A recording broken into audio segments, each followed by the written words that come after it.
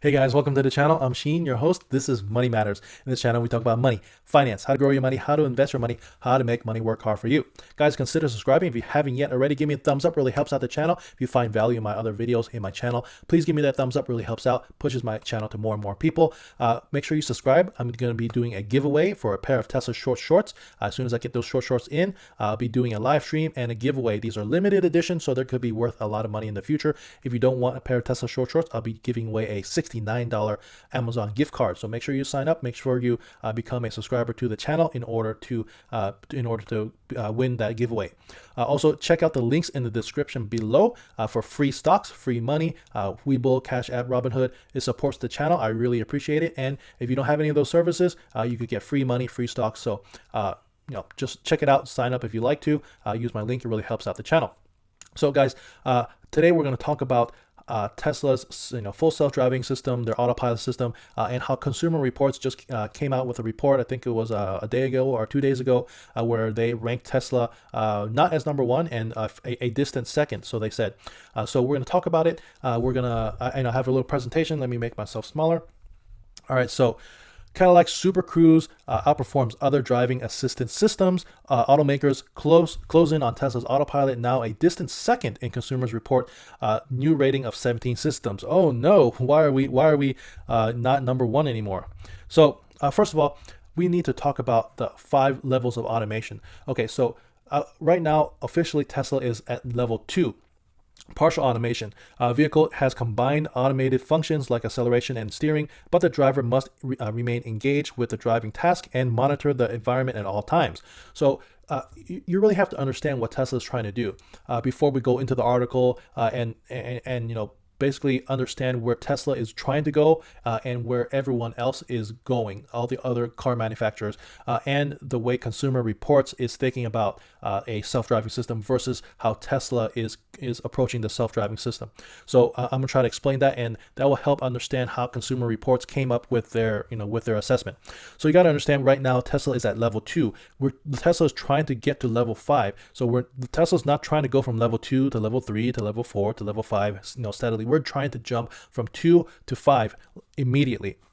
So level 5 is full automation. Basically, you don't need a steering wheel, don't need a driver. The vehicle could drive 100% by itself. That is where the goal is. A lot of people don't understand that Tesla is not trying to sell cars to everybody. Their goal actually is to get robo-taxis, full self-driving vehicles on the road. In order to do that, for the time being, they need to sell more cars to people because they need more cars to train the neural net, to train the network for the artificial intelligence to learn how to drive in all situations. They need more data in order to do that. But once it becomes the robo-taxi network launches, their goal is not to sell Teslas to everybody. After they have a robotaxi network, that network is going to bring in revenues like crazy. It's going to be X amount of cars on the robotaxi network, however many they decide to have, a few 100,000, few million on the robotaxi network, and it will just be picking up people, dropping off people 24/7, and just bringing in that revenue. The software is already out there. They already worked on the software, and so basically the only thing their cost is the vehicle itself and the electricity to power them. So this robotaxi network is going to be much more lucrative than just selling vehicles to customers. So this robotaxi network is very, very important. This full self-driving piece of the puzzle is very, very important to Tesla, and that's their ultimate goal. That's why there's such an urgency to ramp up vehicle production, to get vehicles out there, not to sell vehicles, not to just make profit on vehicles. It's the ultimate goal. It's like Elon Musk is thinking like 10 steps ahead of where everyone else is. We're trying to get vehicles to self-drive. We're trying to get from level 2 to level 5.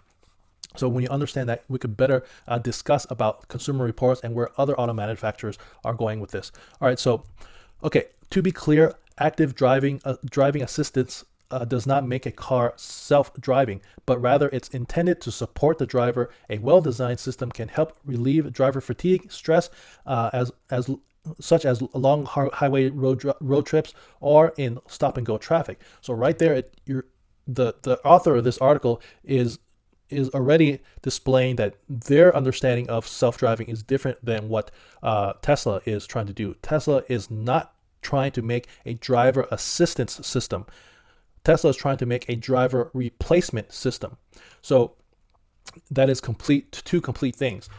Consumer Reports is ranking these systems based on how well it assists the driver. But Tesla is not trying to assist the driver. Tesla is trying to replace the driver. So once you have that understanding, you'll see the two differences the views that Consumer Reports has and what actually Tesla is trying to do. So again, Tesla is not trying to assist the driver. Tesla is trying to replace the driver. So Consumer Reports is doing a lot of this assessment based on how well it assists the driver. So right there, you know that Tesla's not going to score that high because that's not what Tesla's trying to do. Cadillac Super Cruise remain our top-rated system because when turned on, it uses direct driver monitoring to warn drivers that appear to have stopped paying attention on the road. So there you go again. They're rating this system on basically how well the system babysits the driver, how well the system monitors the driver. That has nothing to do with how well the system actually drives. Okay, so yeah, if you want to rate the system on how well it monitors the driver, how well it makes sure the drivers pay attention, then sure, yeah, the Cadillac Super Cruise is going to be really, really good because Tesla doesn't do that. Tesla is not trying to monitor the driver. They don't do that. So automatically, you know that Tesla's not going to score very high. Okay, Super Cruise still comes out on top due to the infrared camera ensuring that the driver's eyes are looking toward the roadway. Monitoring whether the driver's paying attention is a big part of the reason that Super Cruise is still tops in our ranking. So there you go. It does a great job of babysitting the driver, but that has nothing to do with actually how well it drives the vehicle. So there you go. Tesla is not trying to babysit the driver. That's not their goal.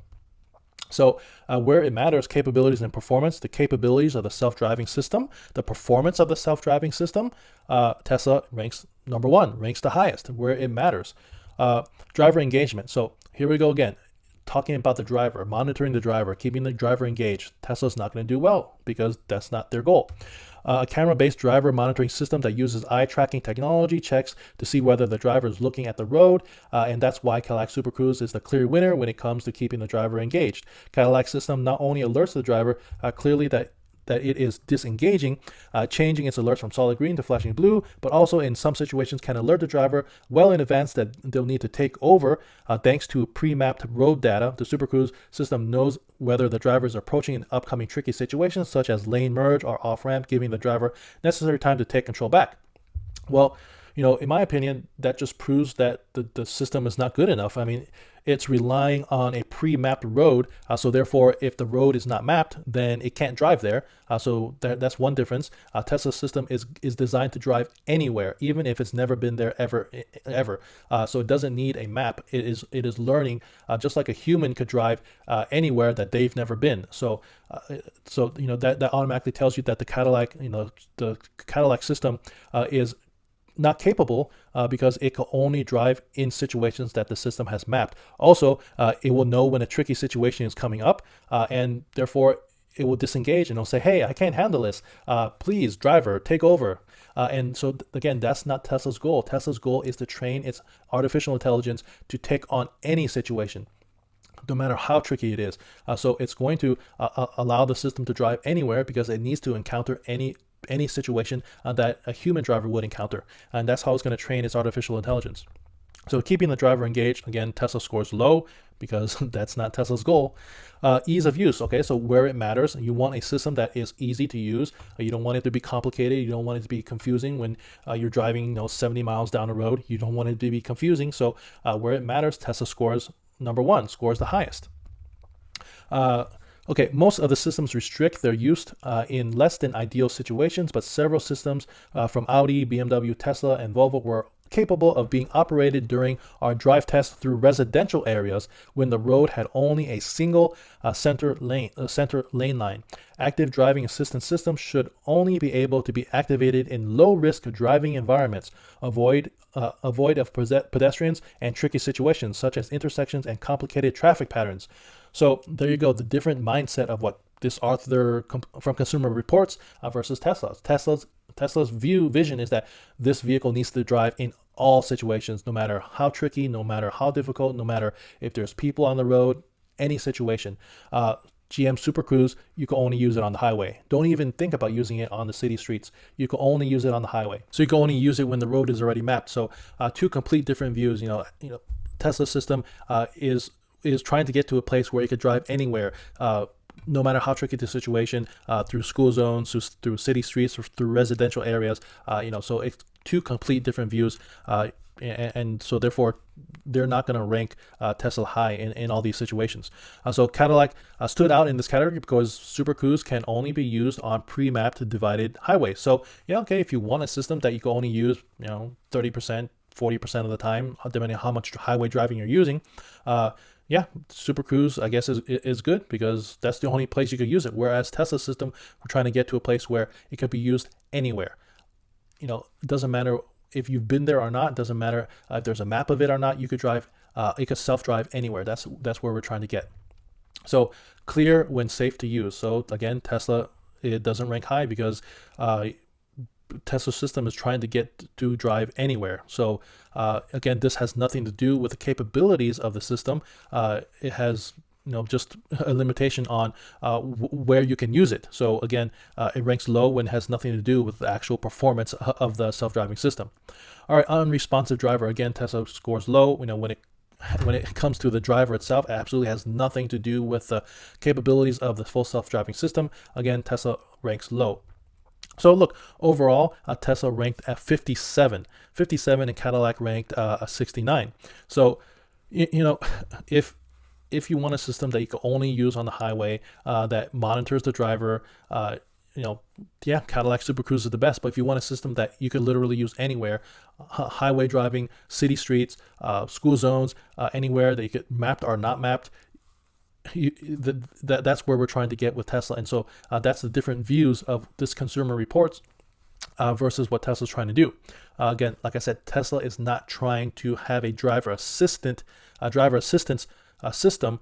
They're trying to have a driver replacement system to get rid of the driver 100%.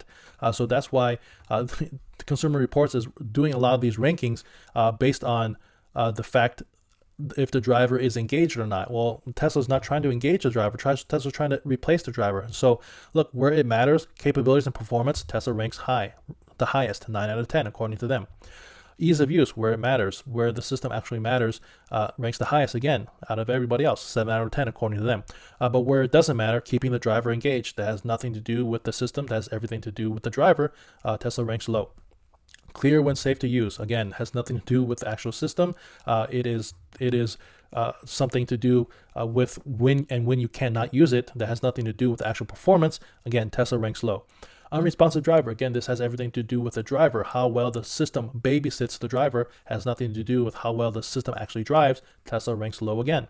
So in these 5 categories, the 2 categories that actually gauge the performance of the system, how well the system works, Tesla ranks high. But where it doesn't have anything to do with the actual system, Tesla ranks low. So, that's what I think about it is like there's just a misunderstanding about where Tesla is trying to go and where everyone is going and how they're ranking these driver assistant systems. So guys, if that made any sense, if it kind of cleared things up, please let me know. Leave a comment in the comments below. Give me a thumbs up, really helps out the channel. Consider subscribing, haven't yet already. Hope you have an awesome night. Hope you have an awesome weekend. Catch you in the next one. Peace.